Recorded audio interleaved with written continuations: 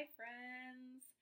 I am making a video to promote a product, or rather to review a product, which is something that I've never done before. But I was invited to be part of a focus group for a product that I'm actually quite passionate about, though it doesn't often come up in topics or in conversations, and that is for a menstrual cup. So I am going to tell you a little bit about menstrual cups for those of you who don't know, and make an argument for them, which there are many, and then give you a comparison of the cup that is being launched and the Diva cup, which is what I've used for about 10 years. So, okay, first of all, what is a menstrual cup? It is a usually silicone cup that is worn internally on your menstrual period to collect your blood rather than to absorb it. So it's a collect and dump system, and it can be reused over and over again, and typically boiled between your cycles. And you can also soak it in hydrogen peroxide, which will generally take out the stains, which is something that I just learned after about 10 years of using a stained cup. So that was exciting to find out about. That could restore my cup to looking brand new. There are many, many, many types of menstrual cups now on the market. When I first heard about the cups, it was 2005, and I want to say that the gals that had told me about them, they'd already been using them for 5 years, so they've been around for a little while. And so there are many, many different types. So there are kinds that are firmer, there are kinds that are softer, and kind of depending on whether or not you've had babies. Some people don't like urethral pressure. Some people wear them inside out. And it kind of depends on where your cervix is sitting and whatnot. So, oh, by the way, I should probably warn the guys, you might not want to watch this video, but if you've come this far, then hey, welcome to the world of menstrual cups.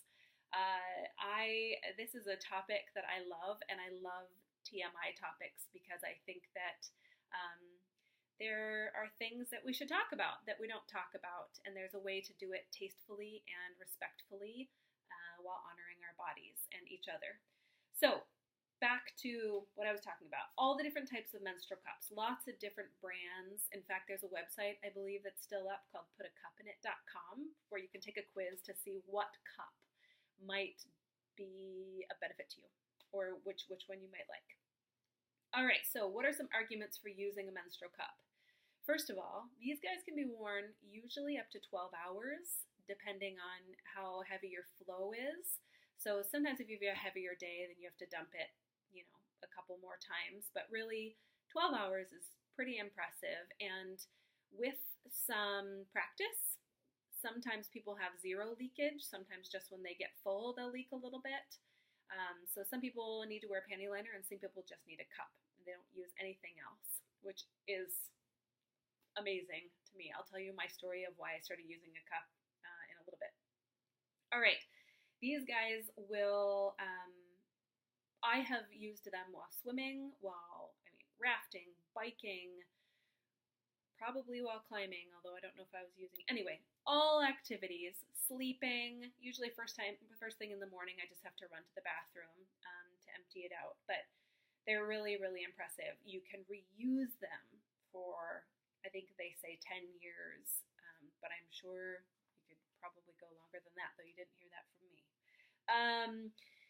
The other big argument for cups is that you have less chemical exposure. I've had so many people tell me that by switching away from traditional bleached products, which don't have to disclose what chemicals they're using to bleach them, they have had improvement in their cycle length, duration and length, same thing, severity, so cramping improved, lots of different things improved, which I think is very compelling and also very sad. There is, with proper use, you don't have that risk of vaginal fissures, so toxic shock syndrome I learned is because, so people who wear tampons that are at too strong of an absorbency, it actually dries out the vaginal mucosa. And so all of the good bacteria that dwells therein can then enter into the physiologic inside of your body, whereas if it's just in the vaginal canal, it's technically physiologically outside of the body. So tampon, too strong, dries out the walls, the bacteria can get in, leading to toxic shock syndrome.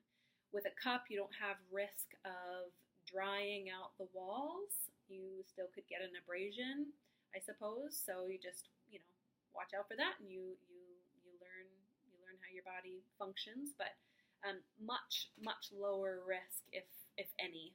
I haven't heard of it happening, but I know toxic shock syndrome is rare too. So, don't quote me on that. I actually don't know the numbers, but anyway. Yeah. So there we go. All right. So my story. It took me 5 years to come around to the idea of even using a cup.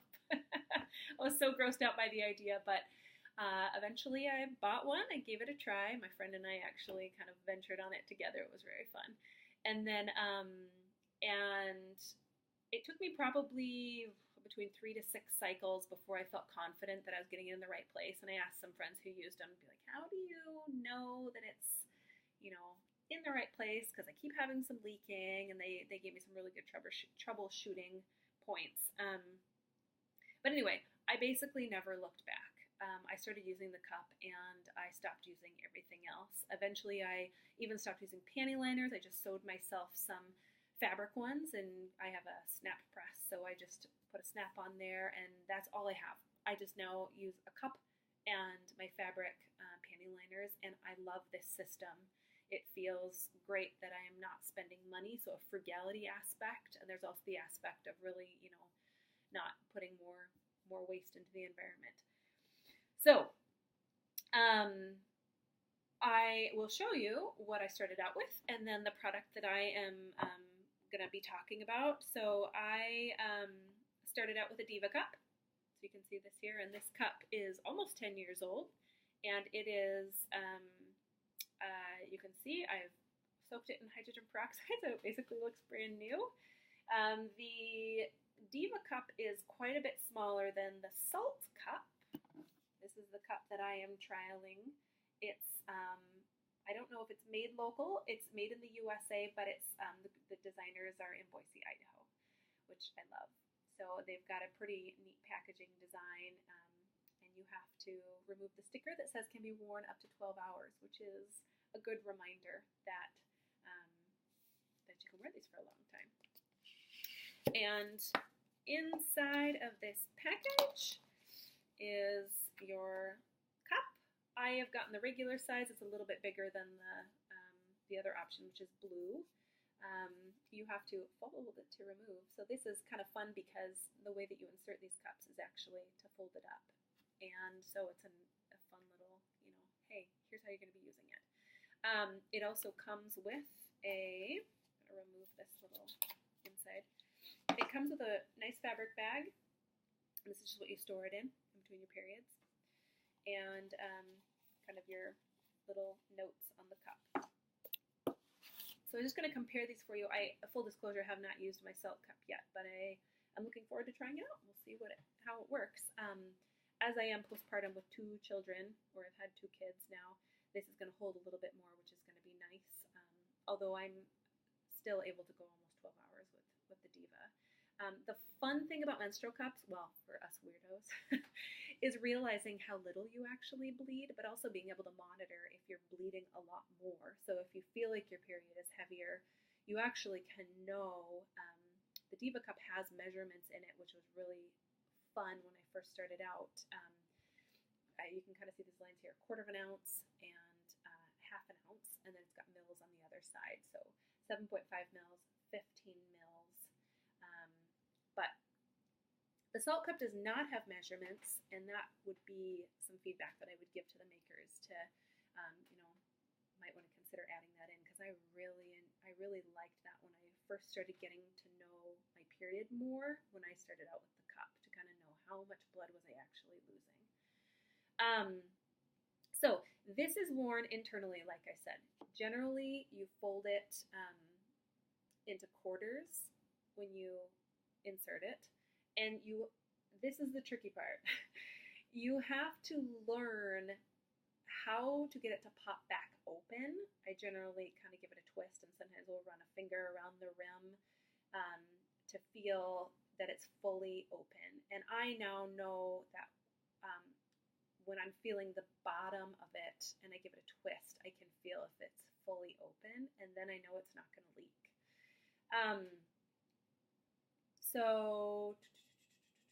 Right, inside, some people like to wear these up close to their cervix. I prefer wearing it just right inside that muscular rim.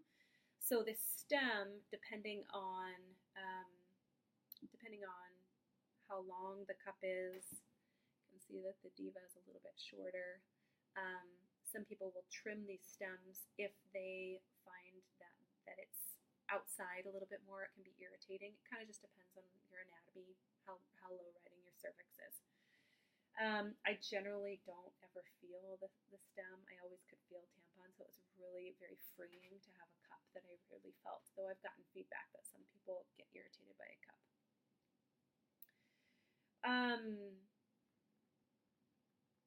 What else was I going to say?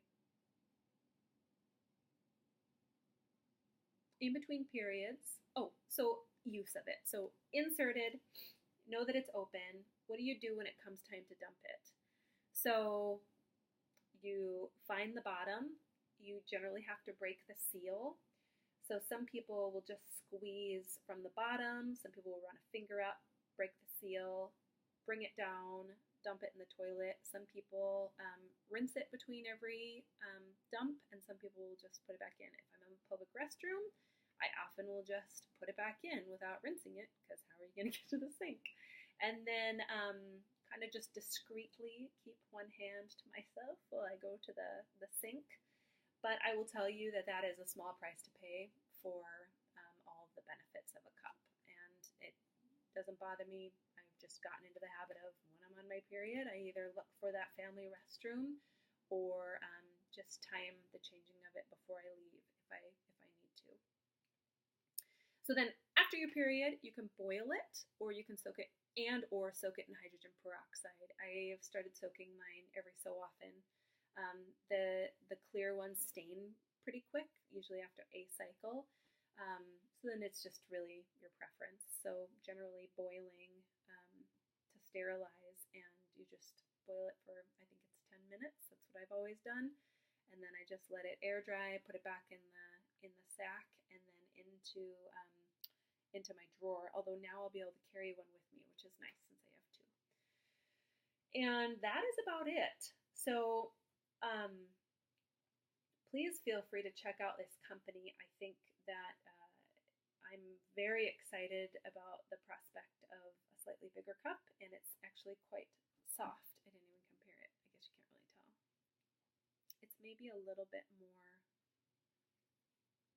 the body itself is more firm, but I think the ring is actually a little bit softer.